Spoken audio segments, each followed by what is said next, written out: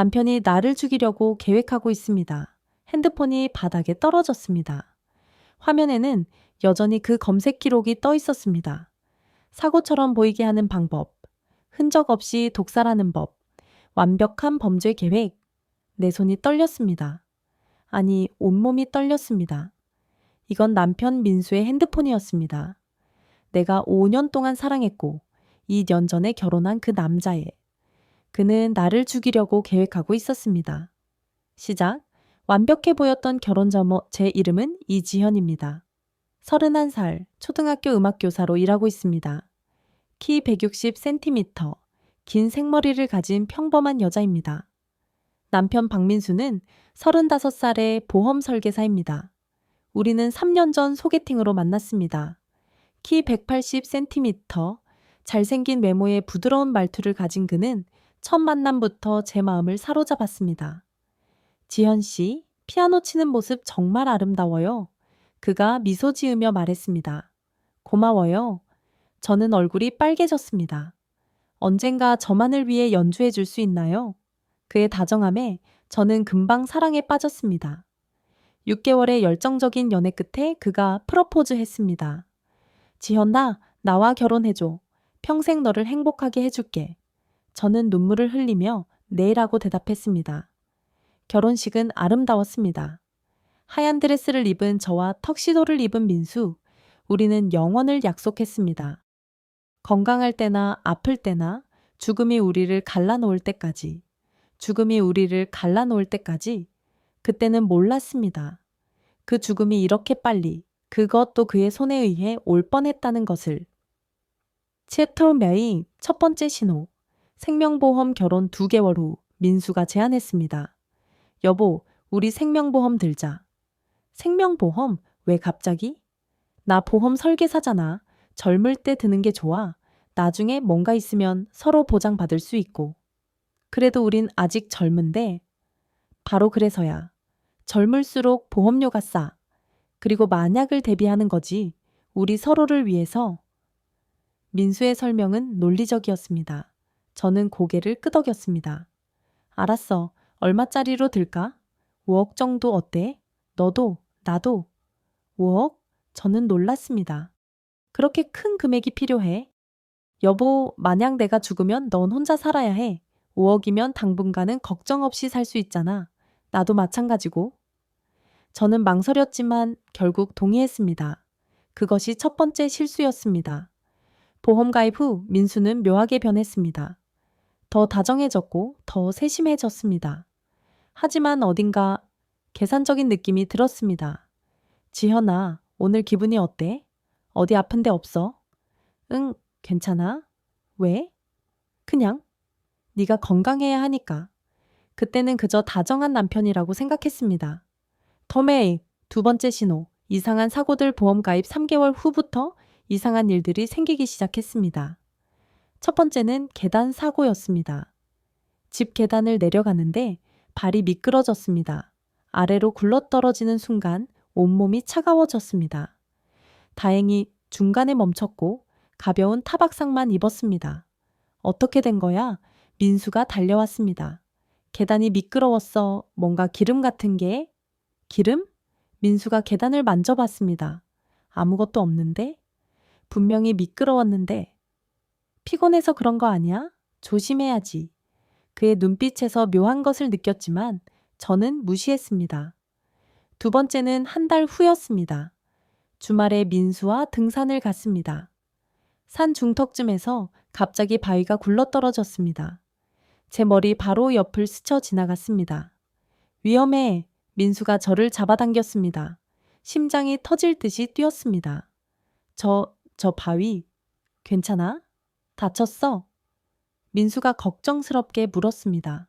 아니, 근데 어떻게 바위가? 자연적으로 떨어진 거겠지. 산에서는 그럴 수 있어.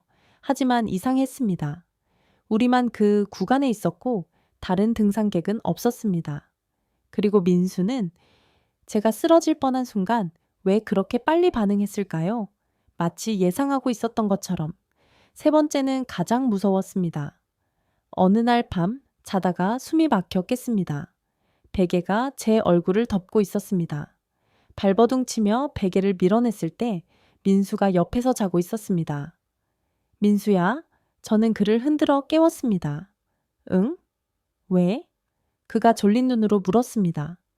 베개가 내 얼굴을 덮고 있었어. 뭐? 그럴 리가. 네가 뒤척이다가 베개를 얼굴 위로 당긴 거 아니야? 아니야. 숨이 막혀서 깼다고. 악몽 꾼 거 아니야? 다시 자. 하지만 저는 확신했습니다. 누군가 베개를 제 얼굴에 눌렀습니다. 그리고 제 옆에는 민수밖에 없었습니다. 그들의 의심의 시작. 그날 이후 저는 민수를 다르게 보기 시작했습니다. 그의 모든 행동이 의심스러웠습니다. 여보, 오늘 저녁 뭐 먹고 싶어? 그가 웃으며 물었습니다. 아무거나. 저는 경계하며 대답했습니다. 그럼 내가 요리할게. 네가 좋아하는 파스타.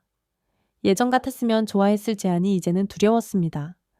혹시 음식에 뭔가를 탈까? 아니야, 내가 할게. 저는 급하게 말했습니다. 왜? 네가 피곤한데 내가 해줄게. 괜찮아. 내가 하고 싶어. 민수가 이상하게 저를 쳐다봤습니다. 요즘 왜 그래? 뭔가 이상해. 아니야. 아무것도 아니야. 하지만 제 행동은 점점 더 이상해졌습니다. 민수가 만든 음식을 먹지 않았고 그와 함께 있을 때 항상 긴장했습니다. 밤에는 제대로 잠을 잘 수 없었습니다. 지현아, 요즘 얼굴이 안 좋아. 병원 가봐야 하는 거 아니야? 민수가 걱정스럽게 말했습니다. 괜찮아? 괜찮지 않아. 체중도 많이 빠졌어. 나 걱정돼. 그의 걱정이 진심일까? 아니면 계획이 잘 진행되고 있는지 확인하는 것일까? 결정적 증거. 핸드폰 발견 그날은 토요일이었습니다. 민수는 아침 일찍 외근을 나갔습니다. 오늘 고객 미팅이 있어. 저녁에 올게. 응, 조심해서 다녀와. 민수가 나간 후 저는 집안 청소를 시작했습니다. 소파 쿠션 사이를 청소하다가 뭔가 딱딱한 것이 만져졌습니다. 핸드폰이었습니다. 민수의 예전 핸드폰. 그는 3개월 전에 새 핸드폰으로 바꿨고 이 핸드폰은 버린 줄 알았습니다. 호기심에 전원을 켰습니다. 배터리가 20% 남아 있었습니다. 잠금 화면이 나타났습니다. 비밀번호를 눌러봤습니다. 우리 결혼기념일. 틀렸습니다. 민수 생일. 틀렸습니다. 제 생일. 열렸습니다. 핸드폰 안에는 제가 상상도 못한 것들이 있었습니다. 대레야오 메모장의 공포. 먼저 메모장 앱을 열었습니다. 여러 메모들이 있었는데 그중 하나의 제목이 눈에 들어왔습니다.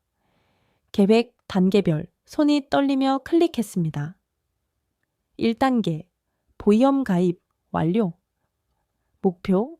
제2억 원 생명보험 상태. 2023년 3월 완료. 수혜자. 배우자. 박민수. 2단계. 사고 준비 진행 중. 계단 사고 시도 실패. 경미한 부상만. 등산 사고 시도 실패. 바위 빗나감. 질식 시도 실패. 중간에 깸. 3단계. 최종 계획. 방법. 자동차 사고. 시기. 2024년 1월. 장소. 해안도로. 절벽 구간. 위장. 빗길에 미끄러져 추락. 예상 성공률 95%. 주의사항. 절대 의심받지 말 것. 다정한 남편 이미지 유지. 지현이 건강 상태 계속 나빠지게 만들기. 스트레스 불면증. 사고 전날. 부부 싸움 연출. 목격자 필요. 사고 당일 술 먹었다는 증거 만들기. 사고 후. 최소 6개월 애도 기간. 보험금 수령. 1년 후 새 인생 시작. 핸드폰이 손에서 떨어졌습니다. 이게 진짜일까? 꿈인가? 악몽인가? 아니었습니다. 너무나 생생하고 너무나 구체적이고 너무나 현실적이었습니다. 민수는 나를 죽일 계획을 세우고 있었습니다. 보험금 5억 원을 위해서. 험베레이징 검색 기록의 진실 메모장을 닫고 인터넷 브라우저를 열었습니다. 검색 기록을 확인했습니다. 사고처럼 보이게 살인하는 방법, 완벽한 범죄 계획, 보험금 살인 들키지 않는 법, 차량 브레이크, 고장 위장하는 방법, 수면제 과다 복용 증상, 독극물 검사에 안 걸리는 독. 질식사 vs 사고사 구별 방법. 해안도로 사고 다발 구간. 빗길 자동차 사고 통계. 배우자 사망 시 보험금 수령 절차. 손이 너무 떨려서 핸드폰을 제대로 잡을 수 없었습니다. 눈물이 흘러내렸습니다. 이 남자가 누구지? 제가 사랑했던 민수가 맞나요? 평생 함께 하겠다고 약속했던 그 사람이? 사진 폴더의 충격, 그리고 사진 폴더를 열었을 때 더 큰 충격을 받았습니다. 거기에는 제 사진들이 가득했습니다. 하지만 제가 찍은 사진이 아니었습니다.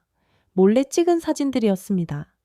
제가 학교에서 수업하는 모습, 마트에서 장을 보는 모습, 친구들과 카페에 있는 모습, 심지어 집에서 샤워하고 나오는 모습까지.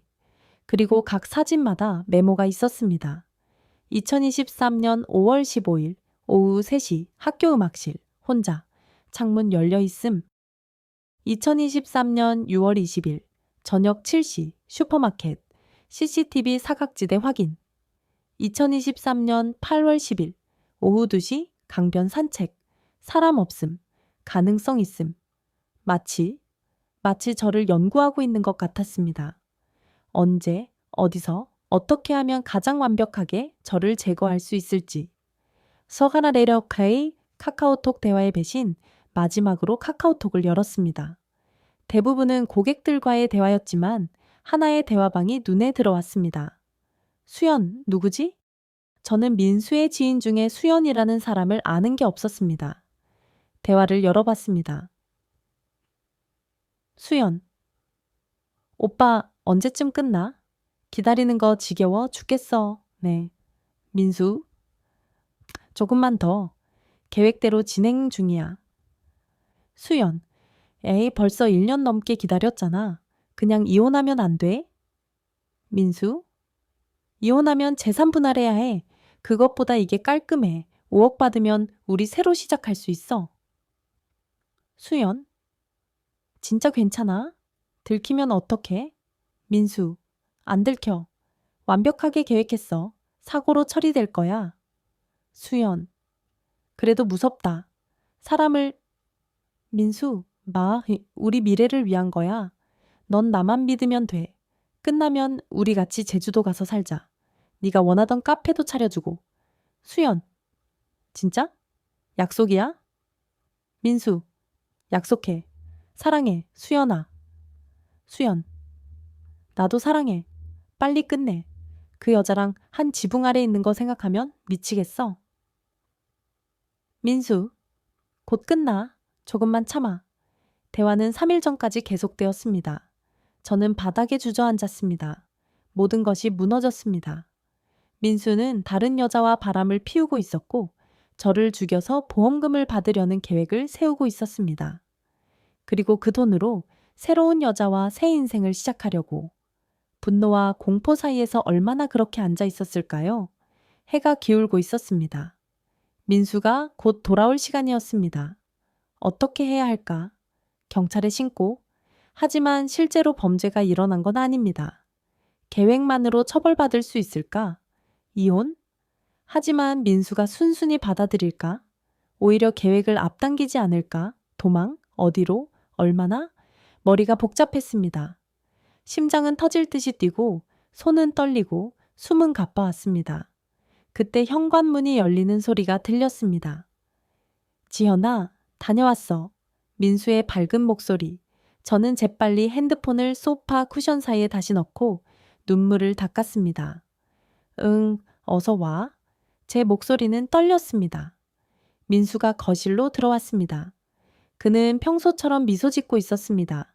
하지만 이제 그 미소가 다르게 보였습니다. 가면 같았습니다. 무서웠습니다. 오늘 뭐 했어? 그가 물었습니다. 청소했어. 그래? 고생했네. 오늘 저녁은 내가 살게. 밖에 나가서 먹자. 아니야, 집에서 먹을래? 왜? 오랜만에 외식하자. 피곤해. 그냥 집에 있고 싶어. 민수가 제 얼굴을 유심히 봤습니다. 괜찮아? 얼굴이 안 좋아 보여. 응, 괜찮아? 그냥 좀 피곤해서. 그래? 그럼 내가 배달시킬게. 뭐 먹고 싶어? 아무거나. 민수는 핸드폰을 꺼내 배달 앱을 켰습니다. 새 핸드폰이었습니다. 그리고 소파에는 예전 핸드폰이 숨겨져 있습니다. 그 안에 모든 증거와 함께 연기의 시작, 그날 밤부터 저는 연기를 시작했습니다. 아무것도 모르는 척, 평범한 아내인 척, 잘 먹었어, 고마워. 저는 웃으며 말했습니다. 천만에. 우리 지연이 행복하면 나도 행복해. 민수가 제 손을 잡았습니다. 그 손이 차갑게 느껴졌습니다. 저를 죽이려는 손. 민수야, 사랑해. 저는 거짓말을 했습니다. 나도 사랑해, 지현아. 그도 거짓말을 했습니다. 우리는 서로에게 거짓말을 하며 잠자리에 들었습니다. 하지만 저는 잠들 수 없었습니다. 옆에 누운 남자가 저를 죽이려 한다는 것을 알면서 어떻게 잠들 수 있겠습니까? 밤새 저는 생각했습니다. 어떻게 해야 할까? 어떻게 하면 살 수 있을까? 증거 수집 다음 날 민수가 출근한 후 저는 즉시 움직였습니다. 먼저 그 핸드폰을 다시 꺼냈습니다. 모든 내용을 제 핸드폰으로 사진을 찍었습니다. 메모, 검색 기록, 사진들, 카카오톡 대화, 모든 것을. 그리고 USB에도 백업했습니다. 클라우드에도 올렸습니다. 혹시 모를 상황을 대비해서. 다음으로 우리 집 곳곳에 숨겨둔 작은 녹음기를 샀습니다. 만약 민수가 수연과 통화하거나 혼잣말로라도 계획을 언급하면 녹음될 것입니다. 또한 제 차를 정비소에 가져갔습니다. 차량 전체를 점검해 주세요. 특히 브레이크와 타이어. 무슨 문제라도 있으세요? 아니요, 그냥 확인하고 싶어서요. 정비사가 1시간 후 결과를 알려줬습니다. 손님, 이거 좀 이상한데요. 뭐가요? 브레이크 라인에 작은 구멍이 있어요. 아직 새지는 않지만 조금만 더 압력을 받으면 브레이크 오일이 셀 수 있어요. 그게 자연적으로 생긴 건가요? 글쎄요. 차가 새 차인데 이런 문제가 생기는 건 드문 일이에요. 누가 일부러 정비사의 말이 끊어졌습니다. 수리해 주세요. 그리고 이 부분 사진 좀 찍어 주실 수 있나요? 증거로 남기고 싶어서요. 증거요? 네. 혹시 모르니까요. 저는 그 사진도 받았습니다. 하나 더 증거가 생겼습니다. 선머머네라무이 수연 추적, 이제 수연이 누구인지 알아야 했습니다. 카카오톡 프로필을 확인했지만 사진도 없고 상태 메시지도 없었습니다. 하지만 대화 내용에서 힌트를 찾았습니다. 오빠 회사 근처 카페에서 봐요. 라는 메시지가 있었습니다. 민수 회사 근처, 저는 그곳으로 갔습니다. 회사 앞 거리에는 카페가 3개 있었습니다. 저는 첫 번째 카페로 들어갔습니다. 구석자리에 앉아 노트북을 펼쳤습니다. 기다렸습니다. 2시간 후 민수가 나타났습니다. 그리고 그의 옆에는 젊은 여자가 있었습니다.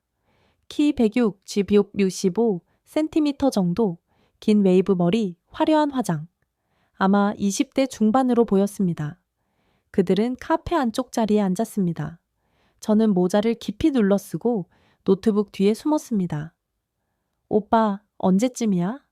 여자가 물었습니다. 다음 달 1월 15일로 계획했어. 정말 괜찮아? 무섭지 않아?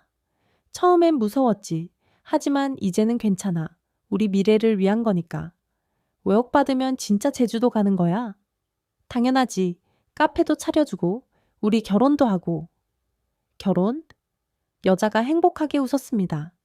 저는 핸드폰으로 그들을 몰래 녹화했습니다. 또 하나의 증거. 퍼미레이친 경찰 상담 이제 증거는 충분했습니다. 저는 경찰서로 갔습니다. 신고하러 왔습니다. 무슨 일이신가요? 제 남편이 저를 죽이려고 계획하고 있습니다. 경찰관의 표정이 진지해졌습니다. 자세히 말씀해 주세요. 저는 모든 것을 설명했습니다. 보험, 사고 시도들, 핸드폰에서 발견한 계획, 수연과의 대화, 브레이크 조작. 증거가 있으신가요? 저는 USB를 꺼냈습니다. 여기 다 있습니다. 경찰관이 컴퓨터에 USB를 연결하고 내용을 확인했습니다. 그의 표정이 점점 심각해졌습니다. 이건 살인 예비죄로 처벌할 수 있습니다. 그리고 살인 미수도 성립할 수 있어요. 그럼 남편을 체포할 수 있나요? 경찰관이 잠시 생각했습니다. 일단 더 확실한 증거가 필요합니다. 이 핸드폰이 정말 남편 것이라는 증명, 그리고 실제로 범행을 시도했다는 더 명확한 증거가 있으면 좋겠습니다. 하지만 이미 브레이크를 조작했잖아요. 그것도 누가 했는지 확실하지 않습니다. CCTV 같은 게 있나요? 우리 집 차고에는 CCTV가 없어요. 그렇군요. 이렇게 하죠. 일단 이 증거들을 기반으로 수사를 시작하겠습니다. 그리고 신변보호 신청을 하세요. 경찰관이 수시로 댁 근처를 순찰하도록 하겠습니다. 그게 다인가요? 남편은 다음 달에 저를 죽이려고 해요. 알고 있습니다. 하지만 아직 범죄가 실행되지 않았고 예비죄로 체포하려면 좀 더 명확한 증거가 필요합니다. 지금 당장 체포했다가 증거 불충분으로 풀려나면 오히려 위험할 수 있습니다. 저는 좌절감을 느꼈습니다. 하지만 경찰관의 말도 일리가 있었습니다. 알겠습니다. 그럼 어떻게 해야 하죠? 일단 안전을 최우선으로 하세요. 남편과 단둘이 있는 상황을 피하시고 특히 차를 같이 타지 마세요. 그리고 만약 남편이 수상한 행동을 하면 즉시 112에 신고하세요. 알겠습니다. 그리고 이거 경찰관이 명함을 건넸습니다. 제 개인 번호입니다. 긴급한 상황이면 바로 전화 주세요. 감사합니다. 차례 친구의 도움 경찰서를 나온 후 저는 제일 친한 친구 은지에게 전화했습니다. 은지야, 나 좀 만날 수 있어? 급해. 무슨 일이야? 목소리가 왜 그래? 말로 설명하기 힘들어. 지금 만날 수 있어? 응, 어디서? 우리 자주 가던 카페. 30분 후 은지와 마주 앉았습니다. 저는 모든 것을 털어놓았습니다. 이야기하는 동안 은지의 얼굴은 점점 창백해졌습니다. 미쳤네. 진짜 미친놈이네. 어떻게 그럴 수가 있어? 나도 믿기지 않아. 민수가 이런 사람일 줄은. 당장 경찰에 신고해야지. 신고했어. 근데 증거가 더 필요하대. 증거? 이미 충분하지 않아? 법적으로는 부족하대. 실제 범행이 일어나지 않았으니까. 은지가 제 손을 잡았습니다. 지현아, 당장 우리 집으로 와. 혼자 있으면 위험해. 하지만 그럼 민수가 의심할 거야. 그게 중요해. 목숨이 더 중요하지? 은지야, 나한테 계획이 있어. 계획? 민수가 1월 15일에 나를 죽이려고 해. 그 전에 내가 먼저 움직여야 해. 무슨 소리야? 너 설마... 아니야. 내가 민수를 죽이려는 게 아니야. 하지만 그를 감옥에 보낼 거야. 확실한 증거를 잡아서. 어떻게? 함정을 만들 거야. 민수가 직접 범행을 시도하게 유도하고 그걸 증거로 잡는 거지. 위험해. 잘못하면 진짜 죽을 수도 있어. 나도 알아. 하지만 이대로 두면 민수는 계속 시도할 거야. 설사 이번에 실패해도 다음에 또 그 다음에 또. 나는 평생 두려움 속에서 살 수 없어. 은지가 깊은 한숨을 쉬었습니다. 알았어. 내가 도와줄게. 하지만 조심해. 제발. 고마워, 은지야. 새해 잠오고 디딩. 계획 수립 그날 밤 은지와 함께 구체적인 계획을 세웠습니다. 목표. 민수가 직접 살인을 시도하는 현장을 잡기. 방법. 1. 민수에게 1월 15일에 드라이브를 가자고 제안하기. 그의 계획대로 움직이는 척. 2. 하지만 실제로는 차량에 숨겨진 카메라와 GPS 추적 장치 설치. 3. 벤의 경찰에 미리 알리고 대기시키기. 4. 만약의 상황을 대비해 은지가 다른 차로 미행하기. 5. 민수가 범행을 시도하는 순간 경찰 출동. 위험 요소. 민수가 계획을 바꿀 수 있음. 정말 위험한 상황이 될 수 있음. 타이밍을 놓치면 끝. 진짜 이렇게 하는 게 맞아? 은지가 걱정스럽게 물었습니다. 다른 방법이 있어. 이렇게라도 하지 않으면 민수는 절대 체포되지 않아. 하지만 네가 죽을 수도 있어. 죽지 않아. 너랑 경찰이 있잖아. 그리고 나 살고 싶어. 제대로 살고 싶어. 담보랄레우로 준비 작업 다음 며칠간 저는 준비에 몰두했습니다. 먼저 소형 카메라를 구입했습니다. 차량용으로 나온 제품인데 아주 작아서 눈에 띄지 않았습니다. 이걸 차 안 여러 곳에 설치할 계획이었습니다. GPS 추적 장치도 샀습니다. 제 핸드폰과 은지 핸드폰에서 실시간으로 위치를 확인할 수 있는 제품이었습니다. 그리고 제 변호사와도 상담했습니다. 만약 제가 죽으면 이 USB의 내용을 경찰에 제출해 주세요. 무슨 말씀이세요? 왜 갑자기? 저는 상황을 설명했습니다. 변호사의 얼굴이 굳어졌습니다. 이건 매우 위험한 계획입니다. 차라리 지금 이혼하시는 게 이혼으로는 부족해요. 민수는 처벌받아야 해요. 그래야 나도 다른 사람도 안전할 수 있어요. 하지만 선생님, 제발 도와주세요. 만약의 경우를 대비해서라도 변호사가 한참을 고민하더니 고개를 끄덕였습니다. 알겠습니다. 하지만 정말 조심하세요. 민수와의 대화 12월 20일. 저는 민수에게 제안했습니다. 여보, 우리 새해에 여행 갈까? 민수가 눈을 반짝였습니다. 여행? 어디? 동해안 쪽. 일출 보러. 1월 15일쯤 어때? 1월 15일. 민수가 계획한 바로 그날입니다. 민수의 표정이 묘하게 변했습니다. 1월 15일? 왜 하필 그날? 새해 시작하고 2주쯤 지나면 딱 좋잖아. 그리고 우리 결혼 2주년도 곧이고. 아, 그렇구나. 민수가 웃었습니다. 하지만 그 웃음이 어색했습니다. 좋아. 그날 가자. 진짜? 고마워. 저는 연기를 했습니다. 행복한 아내인 척. 드라이브 코스로 갈까? 해안도로 타고. 그래, 좋아. 민수의 목소리에서 묘한 긴장이 느껴졌습니다. 그날 밤 저는 민수가 화장실에 간 사이 그의 새 핸드폰을 확인했습니다. 수연과의 메시지가 있었습니다. 민수, 드디어 날짜 잡았어. 1월 15일. 수연, 진짜? 떨려. 무섭기도 하고. 민수, 나도. 하지만 이제 되돌릴 수 없어. 우리 미래를 위해. 수연, 조심해. 사랑해.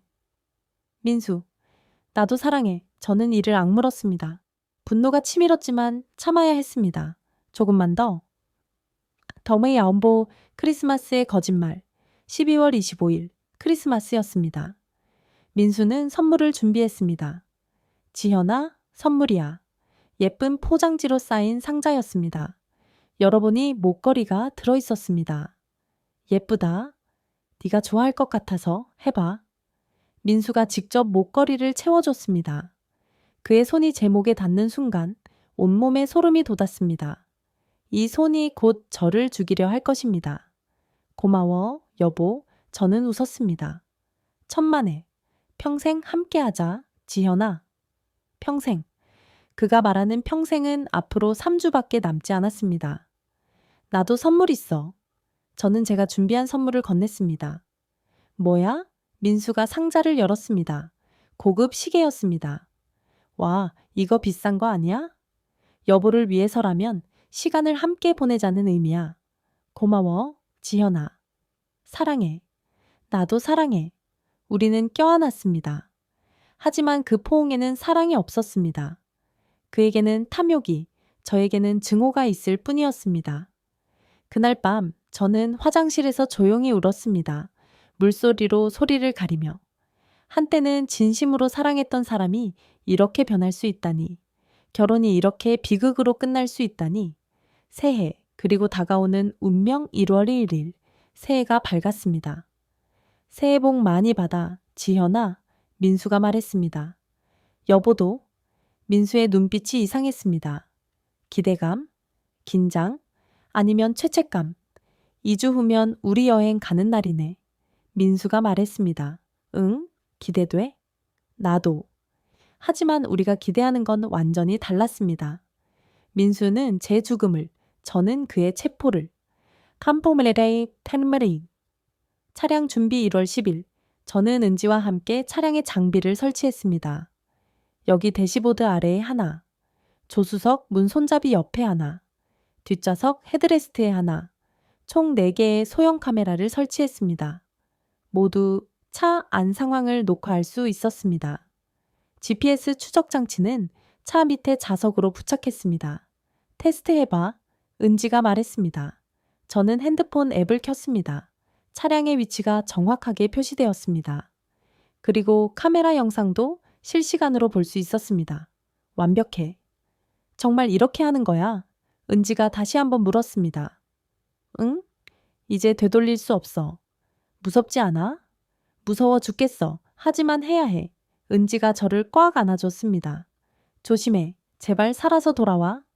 그럴게. 약속해. 타모미안. 경찰과의 최종 조율 1월 13일. 저는 담당 경찰관을 만났습니다. 박 씨, 정말 이렇게 하실 겁니까? 네, 이 방법밖에 없어요. 너무 위험합니다.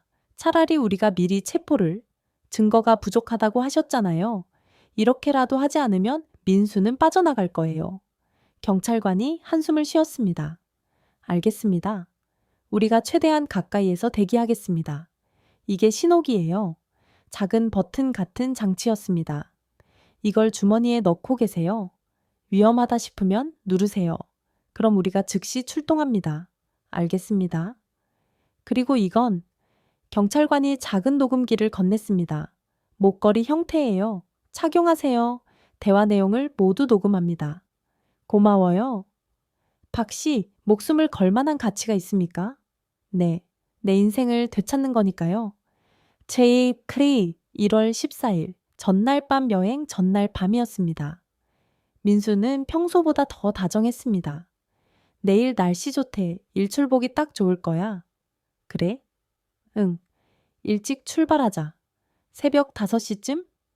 좋아. 지현아. 응? 너 정말 사랑해.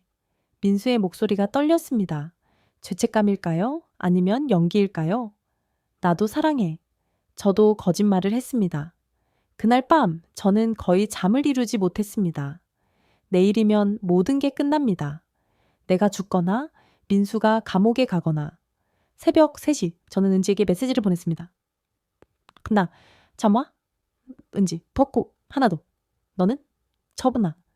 나도. 무서워? 은지 아직 취소할 수 있어. 텀브 뭐미 하나? 아니 해야 돼. 은지 알았어. 조심해. 사랑해. 친구. 나도 사랑해. 달래리 고르이 1월 15일 운명의 날 새벽 5시 알람이 울렸습니다. 일어났어? 민수가 물었습니다. 응. 준비하자. 빨리 가야 일출 볼 수 있어. 저는 일어나서 옷을 입었습니다. 두꺼운 외투, 따뜻한 스카프, 그리고 경찰이 준 목걸이형 녹음기, 화장실에서 은지에게 마지막 메시지를 보냈습니다. 나 LA 출발한다. 은지, 위치 추적했어. 경찰도 대기 중이야. 무슨 일 있으면 바로 신호 보내. 알았어. 거실로 나가자 민수가 기다리고 있었습니다. 가자. 응. 우리는 차에 탔습니다. 민수가 운전석에, 저는 조수석에. 커피 사가자. 민수가 말했습니다. 응, 좋아. 드라이브 스루로 커피를 사고 우리는 동해안을 향해 출발했습니다. 차 안은 조용했습니다. 라디오도 켜지 않았습니다. 그저 엔진 소리와 타이어 소리만 들렸습니다. 저는 창밖을 봤습니다. 아직 어두웠습니다. 가로등 불빛만이 지나갔습니다. 핸드폰을 확인했습니다. 은지가 제 위치를 추적하고 있었습니다. 경찰차도 우리 뒤를 따라오고 있었습니다. 하지만 보이지 않을 정도로 멀리. 뭐해? 민수가 물었습니다. 은지한테 메시지 보내는 중. 지금? 새벽인데. 응, 걔도 안 자고 있대. 그래. 1시간 후 우리는 해안도로에 접어들었습니다. 오른쪽으로는 바다, 왼쪽으로는 절벽. 바로 민수가 계획했던 그 장소였습니다. 경치 좋다. 민수가 말했습니다. 응. 근데 지현아. 응? 미안해. 제 심장이 멎는 것 같았습니다. 뭐가? 그냥 여러 가지로. 민수의 손이 핸들을 꽉 쥐었습니다. 그의 손마디가 하얗게 변했습니다. 민수야, 괜찮아? 저는 일부러 물었습니다. 응, 괜찮아. 하지만 괜찮지 않았습니다. 민수의 이마에 땀이 맺혔습니다. 갑자기 민수가 차를 도로 옆에 세웠습니다. 왜? 무슨 일이야? 저는 긴장했습니다. 잠깐 바람 좀 쐬고 싶어. 지금? 일출 시간 놓치는데? 괜찮아. 잠깐만. 민수가 차에서 내렸습니다. 저도 내렸습니다. 바닷바람이 차가웠습니다. 파도 소리가 크게 들렸습니다. 민수가 절벽 끝으로 걸어갔습니다. 저도 따라갔습니다. 여기 위험한데 저는 말했습니다. 지현아. 응? 진짜 미안해. 뭐가 미안한데? 무슨 일 있어? 민수가 저를 돌아봤습니다. 그의 눈에 눈물이 맺혀 있었습니다. 나, 나 너무 끔찍한 사람이야. 무슨 소리야? 사실은 그때였습니다. 민수가 갑자기 저를 밀었습니다. 정말 예래로 절벽 끝에서 저는 비틀거렸습니다. 뒤는 절벽이었습니다. 한 걸음만 더 뒤로 가면 떨어집니다. 민수야? 저는 소리쳤습니다. 미안해. 정말 미안해. 민수가 다시 밀었습니다. 저는 난간을 붙잡았습니다. 간신히 균형을 잡았습니다. 왜 이러는 거야? 저는 소리쳤습니다. 연기가 아니었습니다. 진짜 공포였습니다. 돈이 필요해. 웍이 필요해. 돈 때문에? 돈 때문에 나를 죽이려고? 미안해. 다른 방법이 없었어. 수연 때문이지. 그 여자와 새 인생 살려고. 민수의 얼굴이 굳었습니다. 어떻게 알아? 다 알아? 내 핸드폰 봤어. 계획도 다 봤어. 뭐라고? 경찰도 다 알아. 지금 오고 있어. 민수가 당황했습니다. 거짓말이지? 거짓말 아니야. 내 채 카메라도 다 설치했어. 지금 이 순간도 다 녹화되고 있어. 민수가 주변을 둘러봤습니다. 안 보이는데 작으니까. 그리고 경찰차도 오고 있어. 내가 신호만 보내면 돼. 저는 주머니 속 버튼을 움켜쥐었습니다. 지현아, 제발. 민수가 애원하기 시작했습니다. 늦었어. 이미 다 끝났어. 그때 멀리서 사이렌 소리가 들렸습니다. 경찰이 오고 있었습니다. 민수가 패닉에 빠졌습니다. 안 돼, 안 돼. 그가 저를 다시 밀려고 했습니다. 하지만 이번에는 제가 준비되어 있었습니다. 저는 몸을 숙여 피했습니다. 민수가 균형을 잃었습니다. 그가 비틀거렸습니다. 민수야! 저는 반사적으로 그의 손을 잡았습니다. 민수가 절벽 끝에 매달렸습니다. 제 손에. 지현아, 살려줘. 저는 그를 쳐다봤습니다. 저를 죽이려 했던 남자. 저를 배신한 남자. 저를 사랑한다 거짓말한 남자. 한순간 손을 놓고 싶었습니다. 그냥 이대로 떨어뜨리고 싶었습니다. 하지만 버텨! 저는 힘을 주어 그의 손을 잡았습니다. 바로 그때 경찰차가 도착했습니다. 경찰관들이 뛰어와서 민수를 끌어올렸습니다. 괜찮으세요? 경찰관이 저에게 물었습니다. 네, 괜찮아요. 민수는 땅에 주저앉아 울고 있었습니다. 박민수 씨, 살인 예비 및 살인 미수 혐의로 체포합니다. 경찰관이 수갑을 채웠습니다. 민수가 저를 쳐다봤습니다. 지현아, 다시는 내 이름 부르지 마. 저는 차갑게 말했습니다. 그 후 민수는 재판을 받았습니다. 모든 증거가 제출되었습니다. 핸드폰 기록, 카메라 영상, 녹음 파일, 브레이크 조작 증거, 수연과의 대화. 변호할 여지가 없었습니다. 피고인 박민수에게 징역 15년을 선고합니다. 판사의 판결이 떨어졌습니다. 민수는 법정에서 끌려나가며 저를 쳐다봤습니다. 저는 눈을 돌렸습니다. 수연도 공범으로 징역 5년을 받았습니다. 새로운 시작 6개월 후 저는 이사를 했습니다. 새 아파트, 새 동네, 새 시작. 학교는 계속 다녔습니다. 아이들의 웃음소리가 저를 치유해 주었습니다. 선생님, 오늘 무슨 노래 배워요? 오늘은 희망의 노래 오리에를 배울 거예요. 희망. 한때는 이래였다고 생각했지만 다시 찾았습니다. 저녁에는 은지와 만났습니다. 요즘 어때? 은지가 물었습니다. 훨씬 나아졌어. 악몽도 덜 꾸고. 다행이다. 그때 정말 무서웠어. 나도. 그래도 잘 끝났잖아. 그래, 넌 정말 용감했어. 용감한 게 아니라 살고 싶었던 거지. 우리는 와인을 마시며 웃었습니다. 상담 치료 심리 상담도 받기 시작했습니다. 어떻게 느끼세요? 상담사가 물었습니다. 복잡해요. 미운데 그래도 가끔 언제쯤 괜찮아질까요? 시간이 필요합니다. 하지만 이미 잘하고 계세요. 용기를 낸 것, 자신을 지킨 것, 도움을 청한 것 모두 대단한 일입니다. 상담을 받으며 조금씩 마음이 치유되었습니다. 밤에도 깊이 잠들 수 있게 되었습니다. 더메레아 민수의 편지 8개월 후 민수로부터 편지가 왔습니다. 봉투를 보는 순간 손이 떨렸습니다. 버릴까 생각했지만 결국 열어봤습니다. 지현아, 이 편지를 읽고 있을지 모르겠다. 아마 읽지 않고 버렸을 수도 있겠지. 그래도 쓴다.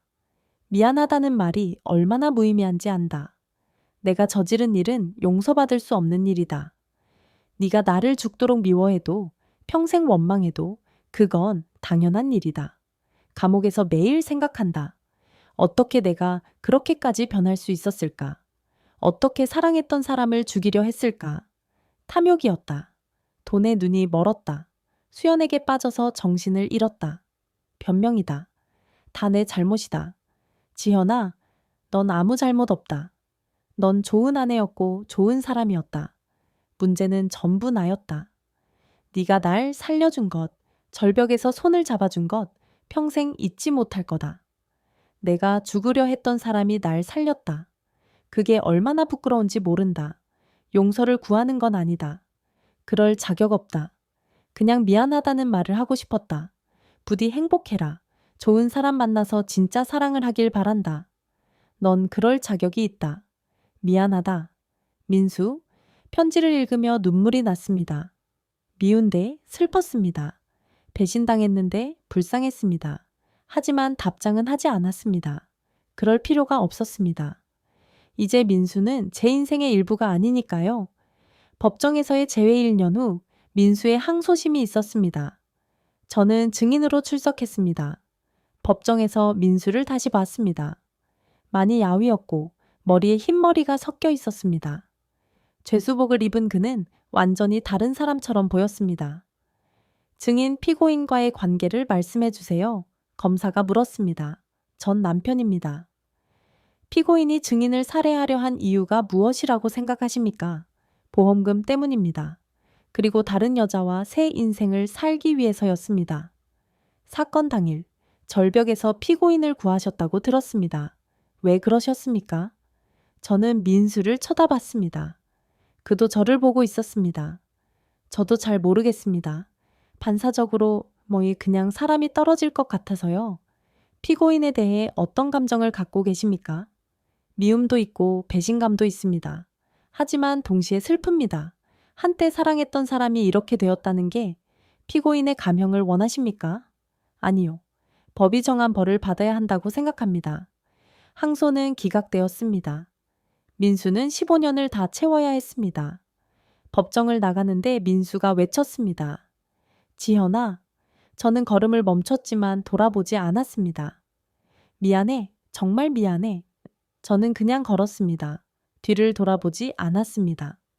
타무라이성 재판 이후에 3재판이 끝난 후 저는 완전히 새로운 삶을 시작했습니다. 먼저 성을 바꿨습니다.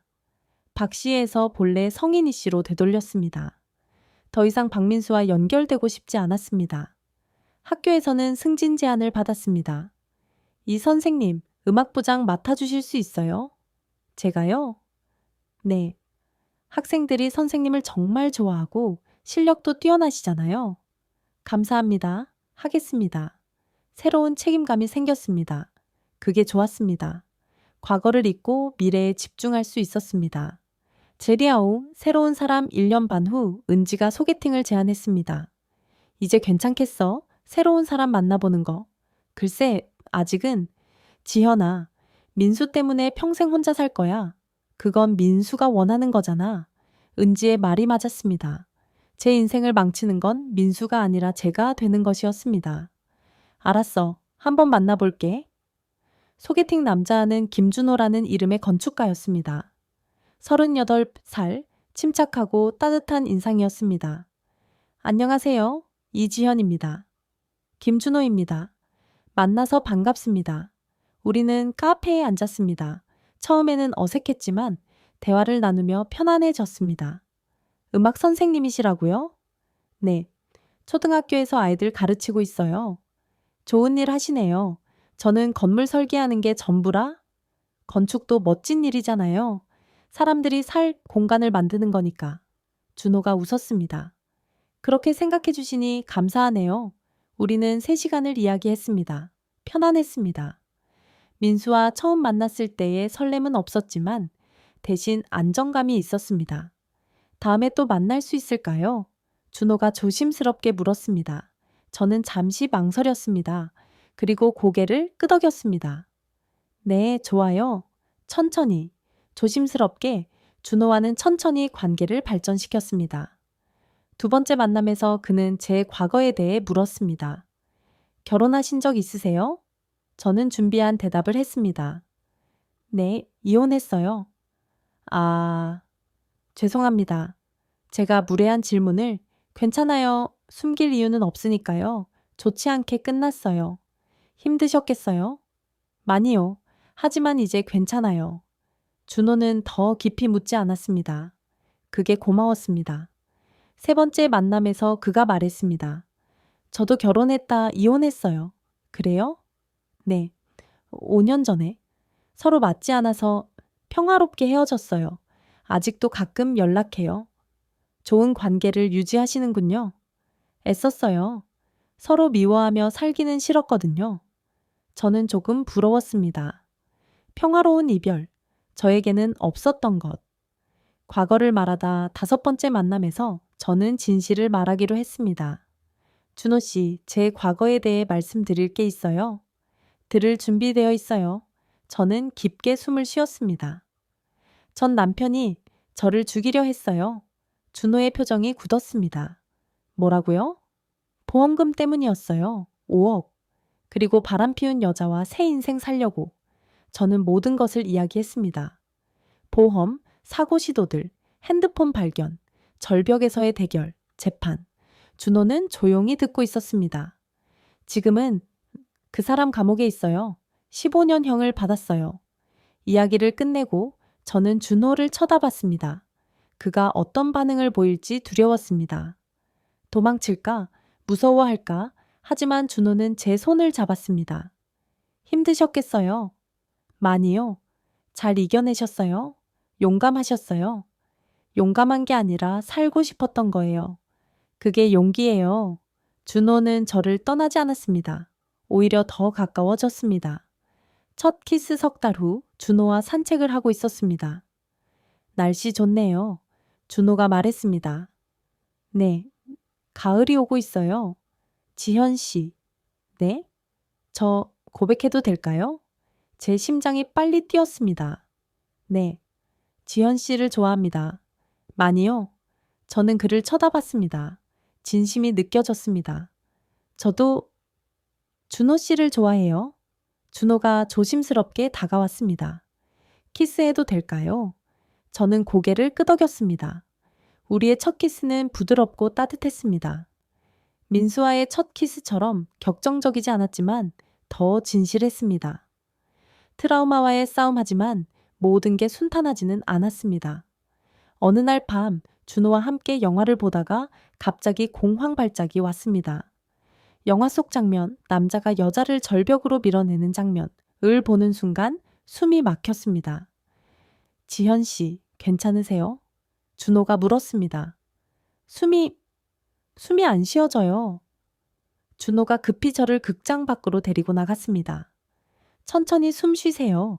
제가 여기 있어요. 미안해요. 미안해요. 미안할 거 없어요. 괜찮아요. 그날 밤 준호는 새벽까지 저와 함께 있어줬습니다. 자주 이러세요? 그가 조심스럽게 물었습니다. 가끔요. 특정 상황이 되면 상담받고 계세요? 네. 하지만 완전히 나은 건 아니에요. 시간이 필요한 거예요. 제가 옆에 있을게요. 고마워요. 제레레이 2년 후 민수 사건으로부터 2년이 지났습니다. 저는 이제 많이 회복되었습니다. 공황 발작도 거의 오지 않았고 악몽도 줄어들었습니다. 준호와의 관계도 깊어졌습니다. 우리는 진지하게 미래를 이야기하기 시작했습니다. 지연 씨, 저와 결혼해 주시겠어요? 어느 봄날 저녁, 준호가 프러포즈 했습니다. 저는 망설였습니다. 결혼. 그 단어가 여전히 무서웠습니다. 무서워요. 저는 솔직하게 말했습니다. 알아요. 다시 배신당할까봐 무서워요. 저도 무서워요. 다시 실패할까봐. 하지만 그래도 지현 씨와 함께하고 싶어요. 시간을 주세요. 조금만 더. 얼마든지요.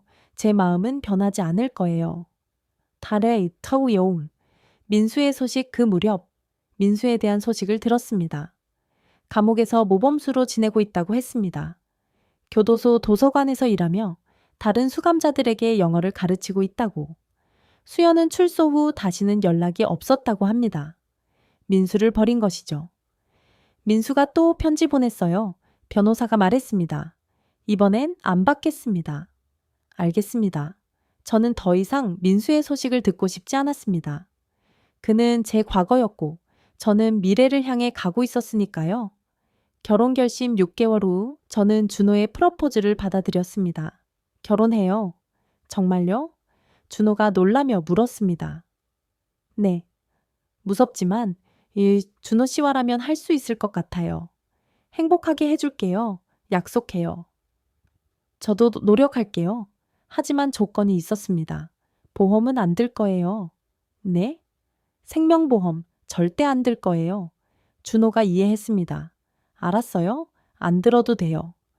그리고 혹시라도 제가 이상하게 굴면 상담 받으라고 말해주세요.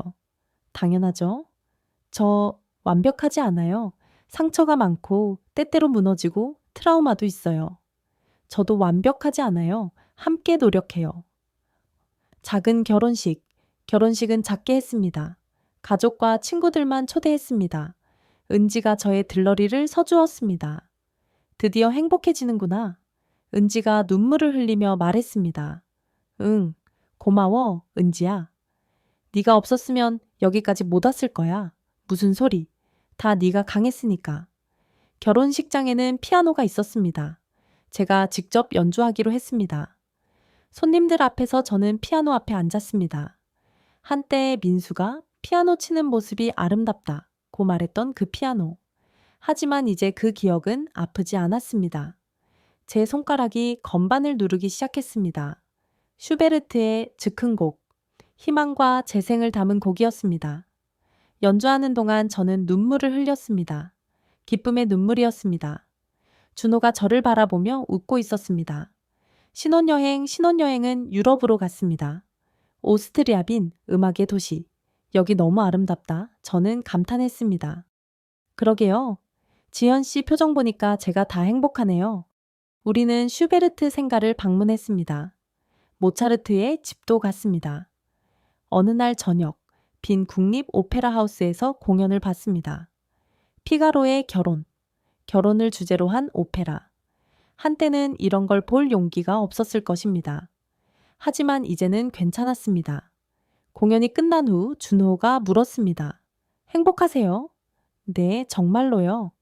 저도요. 우리는 손을 잡고 빈의 밤거리를 걸었습니다. 3년 후 결혼 3년 차. 저와 준호는 작은 집을 샀습니다. 마당에 있는 2층 집이었습니다. 여기에 피아노 놓으면 좋겠다. 제가 말했습니다. 그럼 저기는 제 작업실로 쓸게요. 우리는 함께 집을 꾸며갔습니다. 그리고 어느 날 저는 임신 사실을 알게 되었습니다. 준호 씨, 제가 임신했어요. 준호의 눈이 커졌습니다. 정말요? 네. 준호가 저를 꽉 안아줬습니다. 고마워요. 정말 고마워요. 저도 울면서 웃었습니다. 저도 고마워요. 출산 9개월 후 딸을 낳았습니다. 이름 뭐라고 지을까요? 준호가 물었습니다. 희원이. 희망의 희, 원할 원.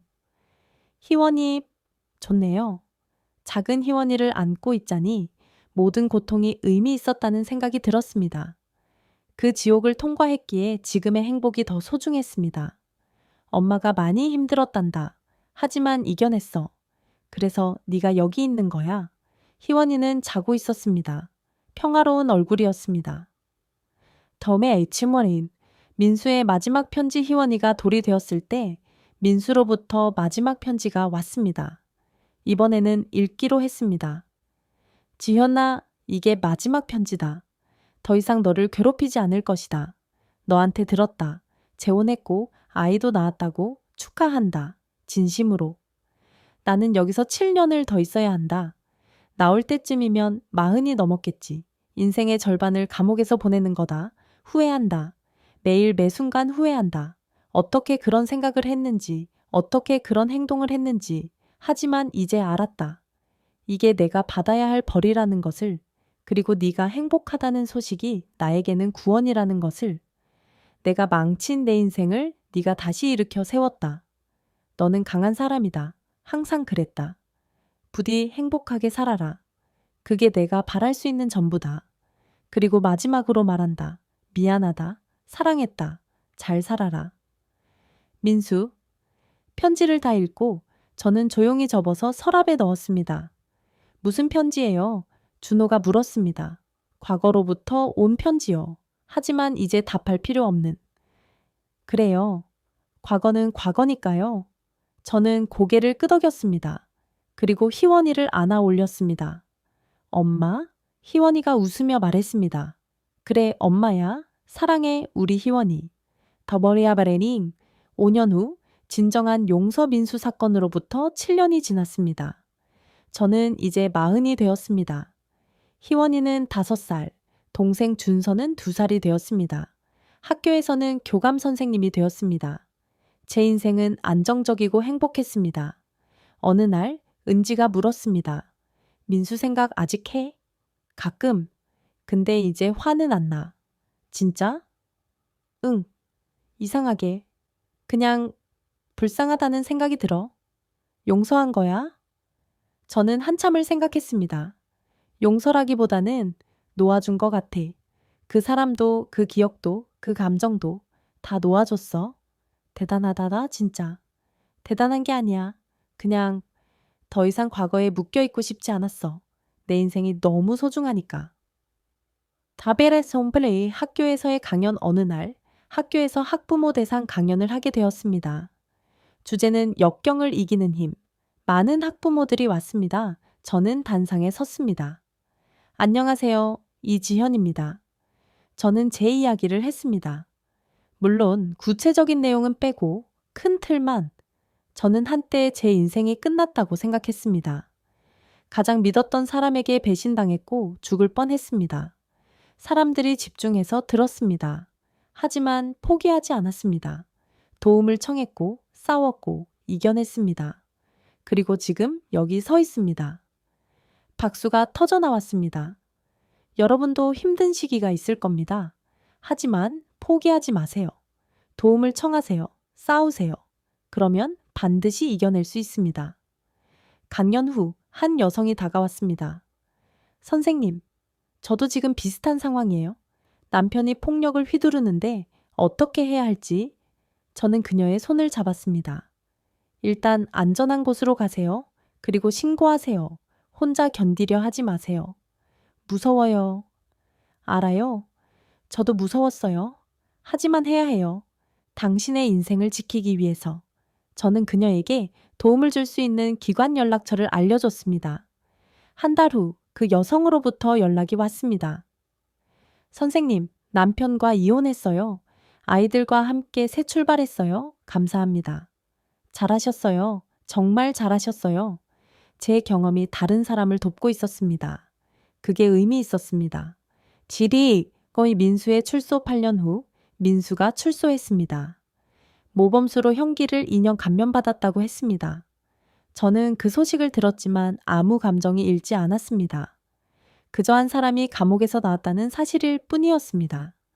3개월 후 민수가 저를 찾아왔습니다. 현관벨이 울렸습니다. 인터폰 화면을 보니 민수였습니다. 많이 늙었습니다. 머리는 반백이 되었고 얼굴에는 주름이 깊게 패였습니다. 지현아, 나야.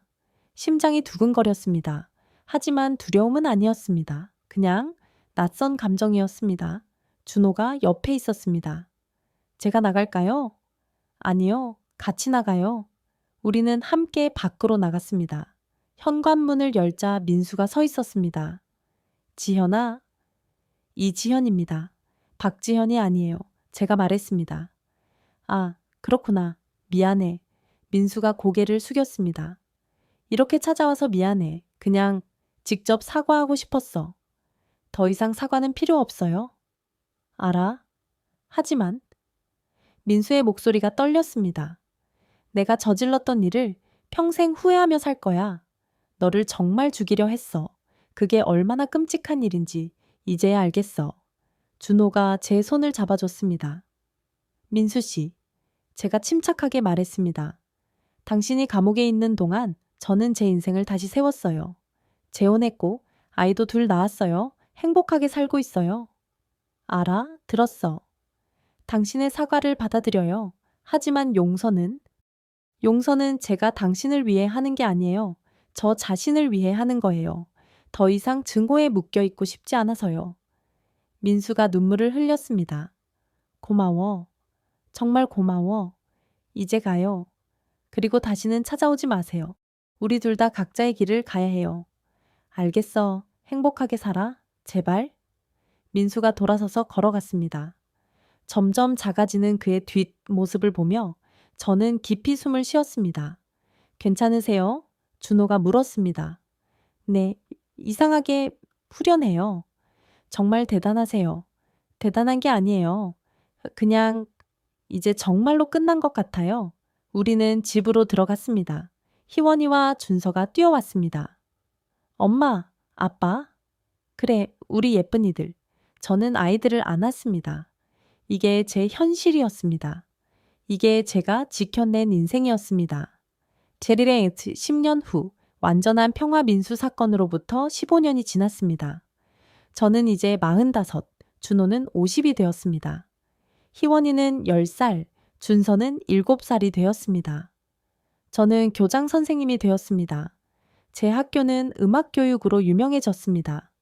어느 가을날 가족과 함께 산책을 하고 있었습니다. 엄마, 저기 낙엽 봐. 희원이가 소리쳤습니다. 예쁘다, 그치? 응, 나 낙엽으로 왕관 만들 거야.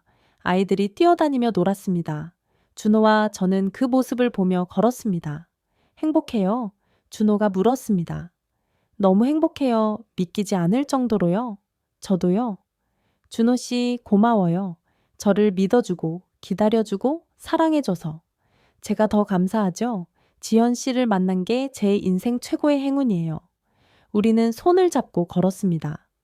문득 예전 일들이 스쳐 지나갔습니다. 민수의 배신, 죽음의 공포, 절벽에서의 순간. 하지만 이제 그것들은 멀고 흐릿한 기억일 뿐이었습니다. 엄마, 아빠, 빨리 와봐. 아이들이 불렀습니다. 가요. 제가 말했습니다.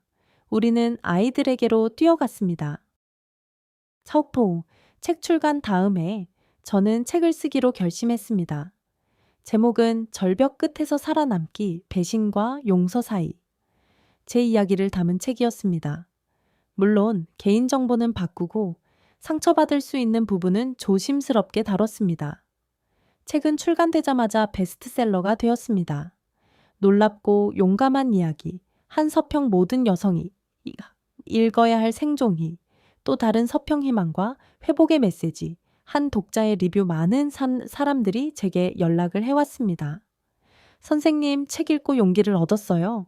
저도 폭력적인 남편과 이혼했어요. 저도 배신당했지만 선생님 이야기 보고 다시 일어설 수 있었어요. 제 딸에게 이 책을 선물했어요.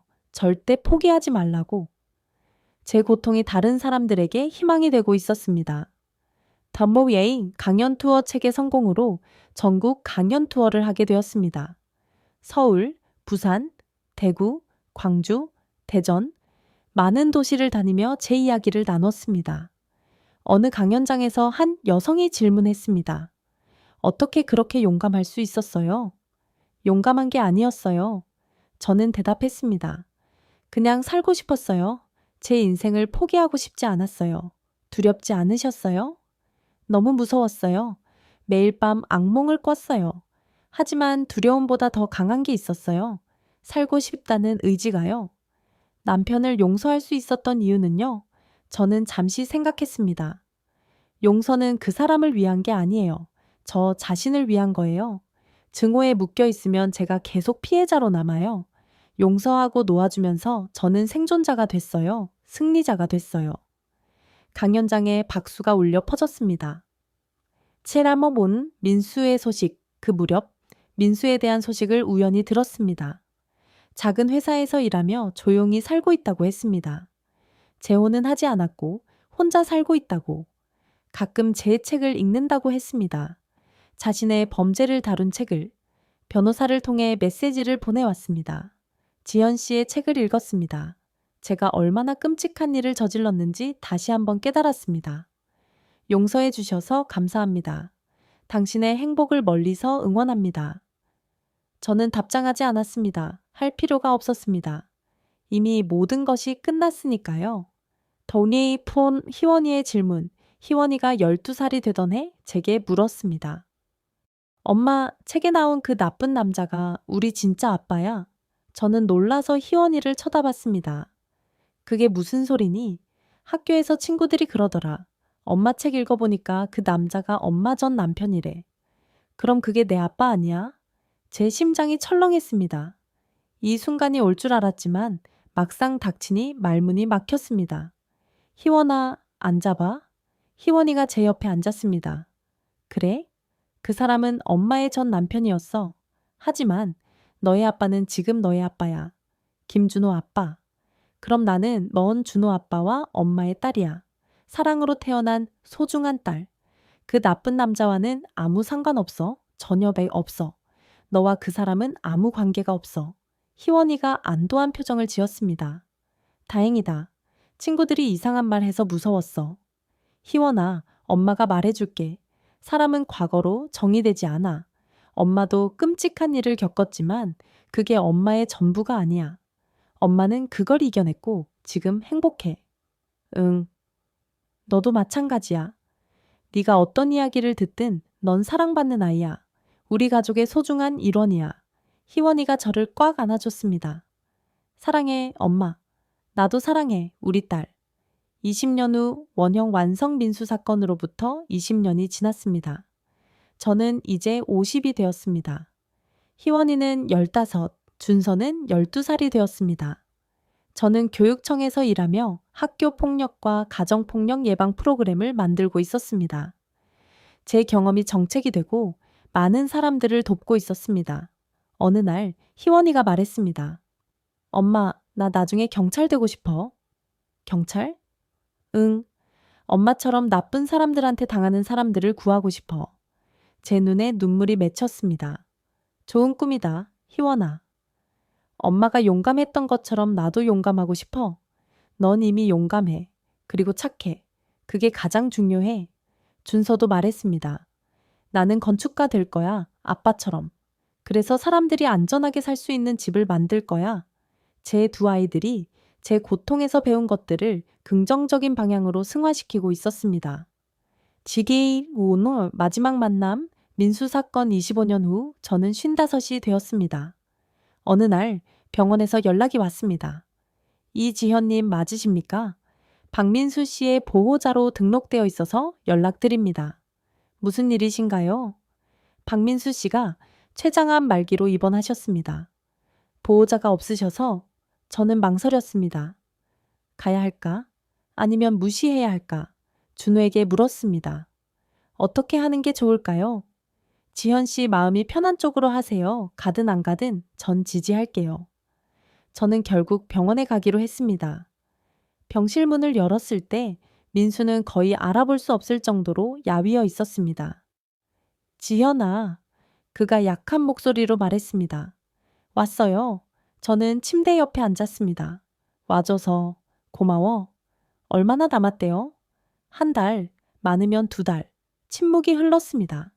지현아, 마지막으로 물어봐도 될까? 뭔데요? 넌 진짜 행복했어. 이 5년 동안 저는 고개를 끄덕였습니다. 네, 정말 행복했어요. 다행이다. 민수가 눈물을 흘렸습니다. 그게 내가 바랄 수 있는 전부였어. 민수 씨. 응? 저 당신을 용서해요. 진심으로요. 이제 편히 쉬어요. 고마워. 정말 고마워. 그날 이후 일주일에 한 번씩 병원에 갔습니다. 민수와 이야기를 나눴습니다. 과거에 대해서, 후회에 대해서, 용서에 대해서. 지현아, 내가 만약 다시 태어난다면 제대로 된 사람이 되고 싶어. 너 같은 사람에게 상처 주는 사람이 아니라. 다음 생에는 그러세요. 너를 만난 건 내 인생 최고의 축복이었어. 내가 그걸 망쳤지만 이제 놓아요. 저도 놓을게요. 우리 둘 다 평화를 찾아요. 텀블링 민수의 죽음 2달 후 민수는 세상을 떠났습니다. 장례식은 작았습니다. 몇몇 동료들과 저뿐이었습니다. 희원이와 준서도 함께 왔습니다. 엄마, 저 사람이 엄마를 해치려 했던 사람이야? 희원이가 물었습니다. 그래? 하지만 이제는 그냥 불쌍한 사람이야. 잘못된 선택을 했고 그 대가를 평생 치렀어. 불쌍하다. 준서가 말했습니다. 그래? 그러니까 너희는 항상 올바른 선택을 해라. 잘못된 선택의 대가는 너무 크단다. 우리는 민수의 영정 앞에 꽃을 놓고 묵념했습니다. 편히 쉬세요. 저는 마지막 인사를 했습니다. 장례식장을 나오는데 마음이 묘하게 가벼웠습니다. 진짜로 모든 게 끝난 것 같았습니다. 제야은근의 에필로그. 30년 후 민수 사건으로부터 30년이 지났습니다. 저는 이제 61살이 되었습니다. 은퇴해서 손주들을 돌보며 살고 있습니다. 희원이는 경찰이 되어 여성폭력 전담팀에서 일하고 있습니다. 많은 여성들을 구하고 있습니다. 준서는 건축가가 되어 여성 쉼터와 아동보호시설을 설계하고 있습니다. 제 아이들이 제 고통을 의미 있는 일로 승화시켰습니다. 어느 봄날 손녀 서연이가 물었습니다. 할머니 책에 나온 이야기 진짜예요? 그래, 진짜란다. 무섭지 않았어요? 무서웠지, 아주 많이. 그런데 어떻게 이겨냈어요? 저는 서연이를 안아주며 말했습니다. 포기하지 않았단다. 도움을 청했고, 싸웠고, 살아남았어. 그리고 지금 여기 있잖니? 할머니 멋있어요. 고마워, 서연아. 할머니가 이야기해줄게. 사람은 누구나 힘들 때가 있어. 하지만 그게 끝이 아니야. 끝까지 포기하지 않으면 반드시 이겨낼 수 있어. 저도 할머니처럼 강해질 수 있어요? 당연하지. 넌 이미 강해. 할머니의 피를 받았으니까. 서연이가 웃었습니다. 저는 창밖을 봤습니다. 봄꽃이 만발했습니다. 아름다웠습니다. 한때는 죽을 뻔했던 제가 이렇게 손녀와 함께 봄을 보고 있습니다. 인생은 참 신기합니다. 가장 어두운 순간을 지나면 가장 밝은 날들이 기다리고 있습니다. 저는 살아남았습니다. 아니, 살아났습니다. 그리고 행복합니다.